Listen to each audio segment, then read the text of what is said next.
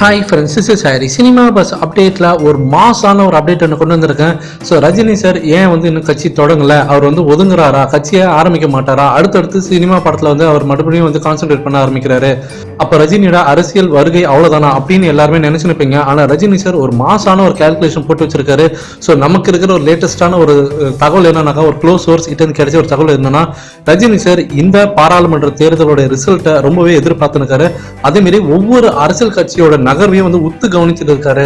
So அவர் சைலண்டா இருக்கிறாருன்றது வெளியில இருந்து பார்க்கும்போது நமக்கு தெரியும். ஆனா அவர் உள்ளுக்குள்ள பாத்தீங்கன்னாக்கா நிறைய கால்குலேஷன் போட்டுருக்காரு. அவரோட கட்சி ஆரம்பிக்கிறதுக்கு முன்னாடி அவர் எந்த அளவுக்கு ஒரு பேஸ்மெண்ட்டை ஸ்ட்ராங் பண்றாரு, எந்த அளவுக்கு ஒரு ஃபீல்டு அவர் பண்ணியிருக்காருன்றது நமக்கு தெரியாது. ஆனா அவர் பக்கத்துல இருந்து பார்த்தவங்க எல்லாருக்குமே தெரியும். அப்படின்ற மாதிரி அந்த கட்சியோட நிர்வாகியே நமக்கு லேட்டஸ்டான ஒரு தகவல்கள் தந்திருக்காங்க. ஸோ அதன்படி பார்க்கும்போது அவரோட ஃபர்ஸ்ட் பார்வை யார் மேல இருக்குனாக்கா, கமலஹாசன் சார் மேல தான் இருக்கு. ஏன்னா இப்ப அவர் ஒரு மிகப்பெரிய ஒரு தடுமாற்ற நிலையில தான் இருக்காரு சொல்றோம். ஏன்னா அவர் எங்க போட்டியிட போறாருன்றதே அவரால் ஒரு முடிவு பண்ண முடியல.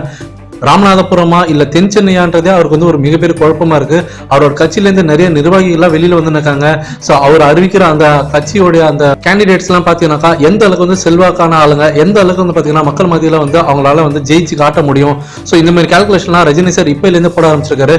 அதே மாதிரி இந்த எலெக்ஷன் ரிசல்ட் எந்த அளவுக்கு கமல் சாரோட அந்த ஃபெமிலியாரிட்டி பாதிக்கும், இல்ல அவருடைய அந்த வேல்யூ இன்னும் தேசிய அளவுல வேற லெவலில் தூக்கின்னு போகுமா.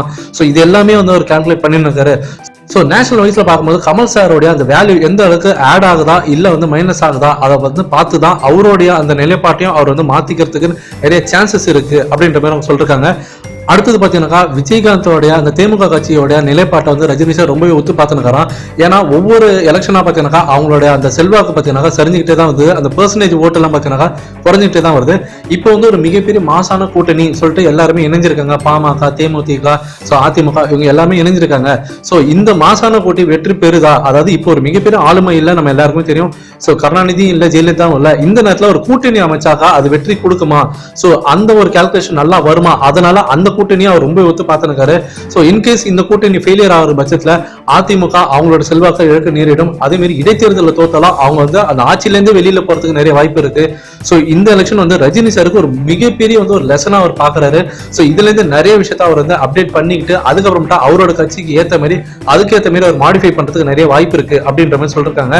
சோ அடுத்தது லாஸ்டா பாத்தீங்கன்னாக்கா, சோ இப்ப அடுத்து வரக்கூடிய அந்த எலெக்ஷன், அதாவது ஸ்டேட் எலெக்ஷன் வரும்போது ரஜினி சார் என்ன மாதிரியான வியூகங்கள்லாம் வகுக்கணும், இப்ப என்ன மாதிரி கட்சிகள்லாம் என்ன மாதிரியான வியூகங்கள்லாம் வகுத்திருக்காங்க, சோ அது இதெல்லாம் சக்சஸா இருக்கா இல்ல ஃபெயிலியரா இருக்கா, இது எல்லாமே கால்குலேட் பண்ணி அடுத்து வரக்கூடிய ஸ்டேட் எலெக்ஷன்ல ரஜினி சார் அவருடைய அந்த ஃபார்முலாவை இம்ப்ளிமெண்ட் பண்ணுவாரு அப்படின்ற மாதிரி சொல்லிருக்காங்க.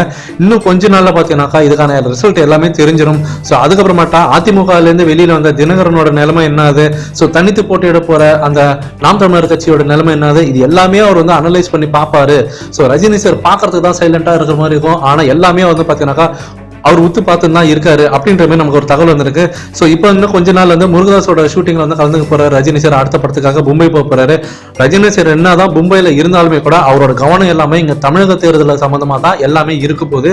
சோ இங்க இருக்கிற அந்த கூட்டணியோட நிலைப்பாடுலாம் என்னது, இங்க என்ன நடக்குதுன்றதை அவர் எல்லாமே உத்து பார்த்து தான் இருப்பாரு.